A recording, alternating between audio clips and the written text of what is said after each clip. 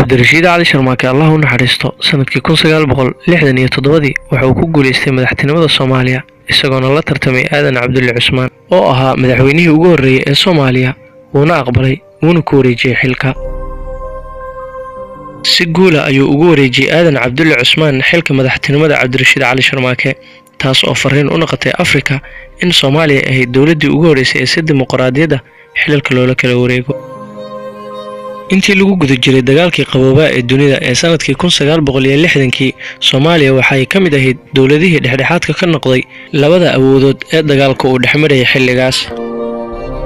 Mareykanka waxa uu ku qanciyay dawladii Soomaaliya xilligaas in ay garabkiisa noqdaan oo isaga ay la jiraan isagoona ka soo horjeestay in Ruushka xiriir ay la yeeshaan sanadkii 1968 madaxweyne Sharmaake waxa uu si dirqi uga badbaaday dil isaga la damacsanaa waxa uu bam ku qarxay gaarigiisa meel u dhawaa isagoo xilliga aeroboortka inuu ka duulo rabay wuuna soo laabtay 15 Oktoobar sanadkii 1969kii isagoo booqasho rasmi ah ku bixinaya waqooyiga Soomaaliya magaalada Laascaanood ayaa lagu dilay madaxweyne Sharmaake waxaana dilku u geystay mid ka mid ah ilaaladiisii shacabku waxa soo gaaray war naxdin leh dalkuna waxa uu gal rabay xaalad qalalaasa waxa la shaaciyay dalkii inuu ku jiro 5 maalmood oo baroordiiq iyo aas qaran ah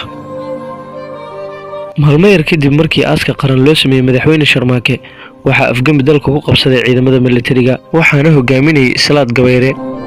General Salaad Gabayre kediye waxa uu kamid ahaa ardaydii soo qalin jebisay macadka militariga ee Moscow ku yaala ee France waxaana kamid ahaa xulafada Sofiyeedka ee uu arkay inuu yahay nin howlkar ah Jamhuuriyaddii Soomaaliya waxa madax ka noqday madaxweyne Siyaad kaasoo xiriir toos ah la yeeshay midowga Sofiyeeti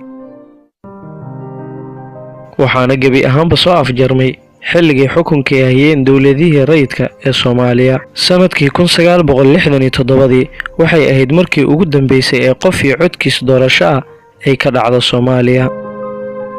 ugu dambeyntii Allah u naxariiso madaxweyne cabdirashiid cali sharmaake intaas ayaan ku soo gabagabeynaynaa taariikhda 15 Oktoobar sanadkii 1969kii haddii uu ku qanciyo videogan share dhe like sar subscribe dhe channelka si inagana ay noogu noqoto dhiirigelin wax badan aan u soo saarno